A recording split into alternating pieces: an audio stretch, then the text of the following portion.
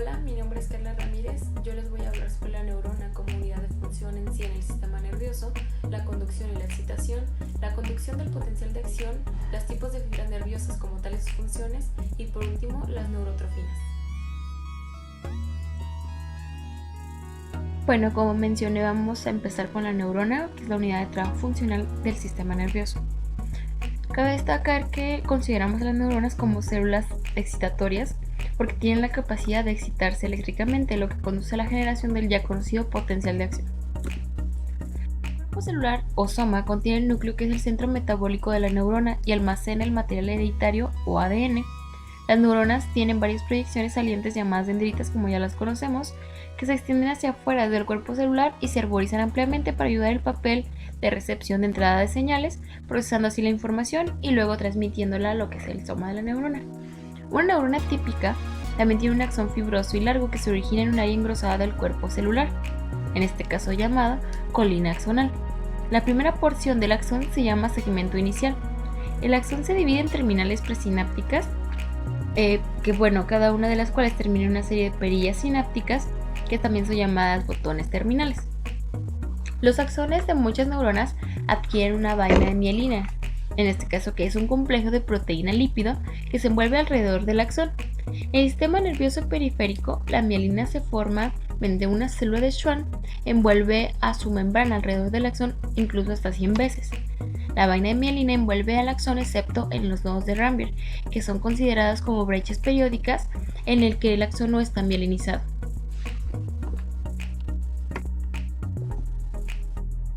Bueno, como sabemos, las neuronas responden a estímulos eléctricos, químicos o mecánicos, produciendo potenciales locales, en este caso no propagados, o potenciales propagados que reflejan cambios en la conducción de iones a través de la membrana celular. En dependencia así de su ubicación, los potenciales no propagados se pueden llamar también potencial sináptico, generador o electrotónico.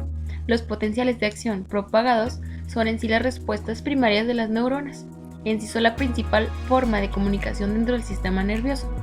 Los eventos eléctricos como tal en las neuronas son rápidos y se miden en milisegundos, y los cambios potenciales son pequeños con valores de milivolts.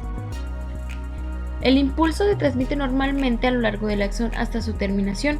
La conducción es un proceso activo que se propaga a sí mismo, y el impulso en sí se mueve a lo largo del nervio a una amplitud y velocidad constante.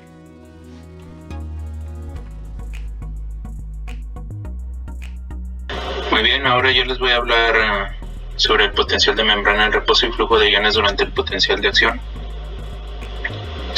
Me presento, soy Román López Castañeda del grupo A de tercer semestre. Bueno, hablando sobre lo que es el potencial de membrana en reposo, debemos de saber que las células neuronales generalmente tienen lo que es un potencial de menos 70 milivolts, y es el estado donde no hay ni hiperpolarización ni despolarización. Luego debemos de saber que el flujo de iones está dado por pasos, más específicamente por 7, durante lo que es el potencial de acción. Primero, debemos de saber que dentro de la célula hay un ion negativo, que es el potasio, de menos 70, creando así lo que es el potencial de membrana en reposo. Luego de esto, para que se dé un potencial de acción, los canales de potasio se van a abrir y va a salir por gradiente de concentración. Dado que afuera hay una concentración positiva y dentro de la célula hay una concentración negativa, va a salir lo que es el potasio, se van a abrir los canales de sodio, va a entrar el sodio y por gradiente de concentración se va a dar lo que es este potencial de acción. Cuando entra ya el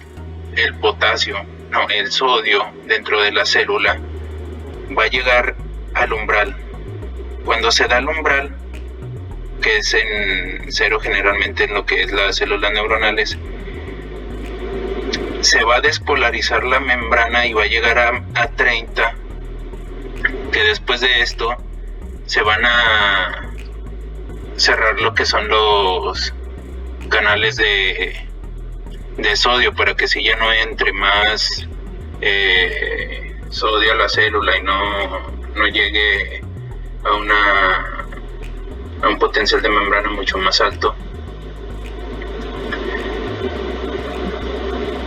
Se van a abrir otra vez los canales de potasio, va a entrar potasio que es negativo, va a entrar y va a ir disminuyendo el potencial de membrana en milivolts hasta así llegar a una hiperpolarización, abriendo de nuevo lo que son los canales de sodio, sacando por gradiente de concentración el sodio y volviéndose de nuevo negativa la célula, y llegando a la hiperpolarización que vemos aquí en esta curva, llega un poco menos de menos 70, un poco más de menos 70, y después de unos milisegundos no se puede crear otro potencial de acción debido a la hiperpolarización que tiene la célula.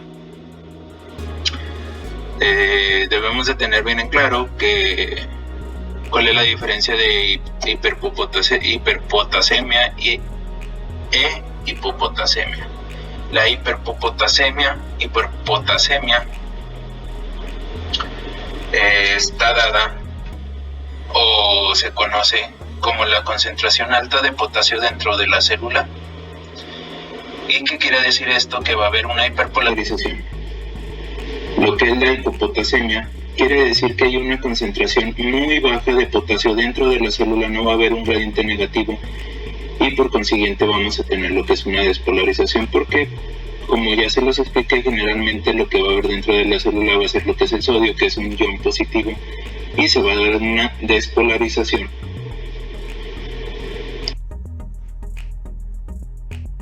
Soy Carolina Amador, les voy a hablar de los siguientes temas: potencial de acción todo o nada, potenciales electrotónicos, respuesta local y nivel de disparo, efectos refractarios y sobre los factores que afectan al crecimiento neuronal. Potenciales de acción todo o nada. Se le llama umbral de intensidad a la condición que debe presentar un estímulo para poder alcanzar el impulso nervioso o potencial de acción. Esto varía con la duración del estímulo. En ejemplo tenemos que un estímulo débil necesita una larga duración y un estímulo fuerte se logra con una corta duración. La relación entre la intensidad y la duración de un umbral de estímulo se llama curva de intensidad-duración. Las corrientes que crecen lentamente fracasan en inducir un potencial de acción en el nervio porque éste va a sufrir una adaptación. El potencial de acción es todo o nada en carácter porque no se produce potencial de acción si el estímulo es inferior en magnitud al umbral, y el potencial de acción tiene una amplitud y forma constante a cualquier intensidad del estímulo, por encima de la intensidad del umbral. Una vez que se alcanza el umbral de intensidad, se produce un potencial de acción completo. Los incrementos adicionales en la intensidad de un estímulo no producen aumento ni otro cambio en el potencial de acción, siempre que las demás condiciones experimentales permanezcan constantes. El potencial de acción no se produce si la magnitud del estímulo es menor al umbral, y ocurre con amplitud y forma constantes sin importar la fuerza del estímulo si éste alcanza la intensidad del umbral o más. Potenciales electrotónicos, respuesta local y nivel de disparo. Aunque los estímulos que son menores del umbral no producen un potencial de acción, sí tienen un efecto en el potencial de membrana. Esto puede demostrarse si se colocan electrodos de registro a unos cuantos milímetros de un electrodo estimulante y se aplican estímulos inferiores al umbral con duración fija. La aplicación de estas corrientes produce un cambio localizado en el potencial despolarizante que se eleva en forma aguda y declina en forma exponencial con el tiempo. La magnitud de esta respuesta disminuye rápidamente conforme aumenta la distancia entre el electrodo estimulante y el de registro. Por el contrario, una corriente anódica produce un cambio de potencial hiperpolarizante de duración similar. Estos cambios en el potencial se llaman potenciales electrotónicos. Conforme aumenta la fuerza de la corriente, la respuesta es mayor a causa de la adición creciente de una respuesta local de la membrana. Por último, a 7 a 15 megavoltios de despolarización se alcanza el nivel de activación y se produce el potencial de acción. Periodos refractarios. Durante el potencial de acción, así como durante los potenciales electrotónicos y la respuesta local, el umbral de la neurona a los cambios de estimulación cambia.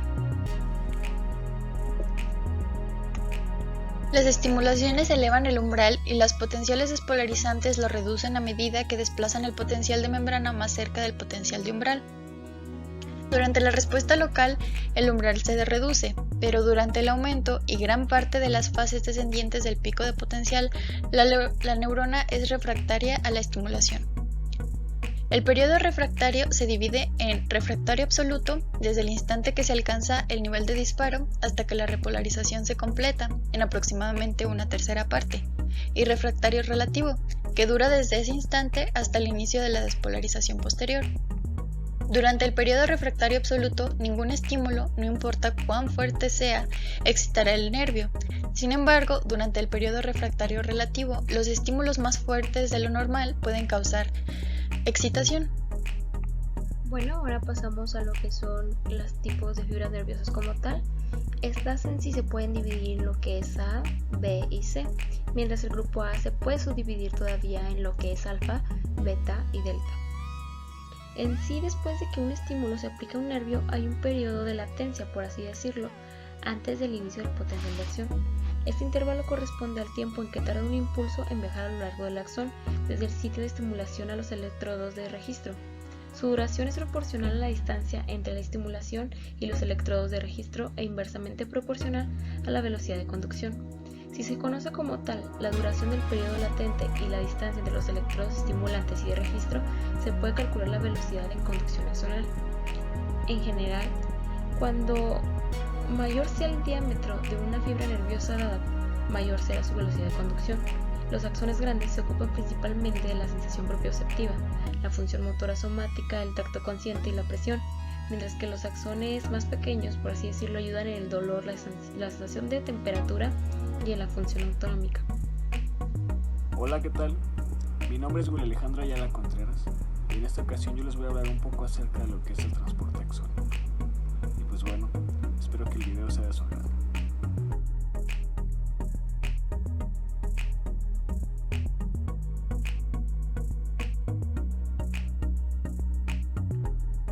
Bien, nosotros sabemos que las neuronas son células secretoras.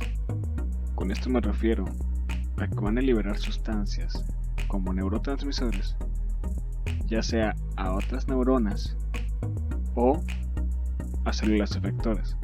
Estas pueden ser, por ejemplo, un músculo o una glándula. Esta zona secretora, a diferencia de las demás células, casi siempre se encuentra al final del axón o la terminal axónica, como podemos notar en la imagen.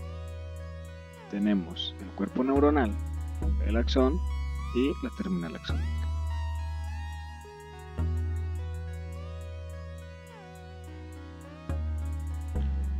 La mayor parte de este aparato de síntesis proteínica se localiza en el cuerpo de la neurona, o también llamado soma. Aquí es donde se va a llevar a cabo la síntesis de los neurotransmisores que posteriormente serán transportados. Es como si nosotros comparáramos al soma con una fábrica de materiales, solo que en ser diferentes materiales, pues aquí se van a sintetizar proteínas y polipéptidos. Por lo tanto, el soma mantiene la integridad funcional y anatómica del axón. Cabe recalcar que si el axón se acorta, el extremo distal va a degenerarse. A esto lo llamamos degeneración walleriana. Y aquí en la imagen podemos notar el desarrollo de esta generación, que es desde que empieza a los 15 días, a los 3 meses y a los 12 meses, que es prácticamente lo que se tarda una neurona en degenerarse por este tipo de degeneración. Como podemos ver en la imagen, pues lo que se empieza a degenerar pues es el extremo distal al axón. Las proteínas y los polipéptidos que se sintetizaron ya en el soma van a viajar a través de todo el axón hacia la terminal presináptica, donde serán almacenados en vesículas. Aquí los potenciales de acción van a inducir la liberación de los neurotransmisores para que estos puedan llegar a su célula diana, que puede ser otras neuronas o otras células efectoras. En el transporte axónico existen dos tipos de transporte. Uno que va desde el cuerpo neuronal hacia la terminal axónica y otro que va de la terminal axónica hacia el cuerpo neuronal. Al primero lo llamaremos transporte anterógrado. Como ya lo mencioné, desde el soma hacia la terminal axónica. Y el segundo es el transporte retrógrado. También, como ya había mencionado, desde la terminal axónica hacia el soma. Ambos tipos de transporte se van a llevar a cabo por medio de microtúbulos. Más adelante veremos qué son. Bien, ¿y qué son estos microtúbulos? Son polímeros formados por heterodímeros a partir de las proteínas tubulinas. Estas proteínas van a ser tubulina alfa y tubulina beta. Y como podemos ver en la imagen, de estas proteínas es de lo que se componen los microtúbulos, que prácticamente es como un tubo dentro del axón. Estas estructuras son polares, y esto es importante, y en sus extremos presentan propiedades químicas distintas. Un extremo es positivo y otro extremo es negativo. Estos microtúbulos transportan el material sintetizado en el soma o de la terminal axónica hacia el soma con ayuda de dos motores moleculares muy importantes, que gracias a ellos es que se lleva a cabo el transporte axónico, y son la dineína y la quinesina, o también llamada cineína. La quinesina va a participar en el transporte anterógrado, o sea, esta proteína va a transportar las sustancias desde el soma hacia la terminal axónica o hacia la parte positiva del microtúbulo. Y la dineína, ahora sí, va a participar en el transporte axónico retrógrado, o sea, va a llevar sustancias desde la terminal axónica hacia el soma, o sea, hacia la parte negativa del microtúbulo. Bueno, ahora abarcaremos lo que es las neurotrofinas. ¿Qué son o para qué me sirven? Bueno, estas son necesarias para la supervivencia y el crecimiento de las neuronas como tal. Algunas de ellas son productos de los músculos u otras estructuras que las neuronas inervan. Estas proteínas se unen a los receptores en los extremos de una neurona, se internalizan y luego se transportan mediante transporte retrógrado al cuerpo de la célula neuronal, donde fomenta la producción de proteínas asociadas con el desarrollo, el crecimiento y la supervivencia en sí de la neurona.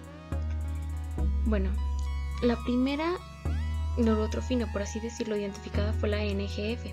Tiene una composición de dos subunidades alfa, 2 beta y 2 gamma. Esta es transportada por forma retrógrada, por así decirlo, y es responsable del mantenimiento de neuronas colinérgicas en el cerebro anterior basal y el cuerpo estriado. Además de esta ya mencionada, existen otras neurotrofinas, incluidas el factor neurotrófico derivado del cerebro, la neurotrofina 3 y la NT4-5. Cada una de ellas mantiene un patrón diferente de neuronas, aunque en algunas hay una mayor coincidencia entre ellas. La NT3 es importante para las neuronas propioceptoras que inervan el uso muscular y los mecanorreceptores de la piel. La NT4-5 es importante para las neuronas que inervan el folículo piloso. La NGF es importante para las neuronas nociceptivas de la piel. Las neuronas simpáticas, como tal, dependen tanto de la NGF como la NT3.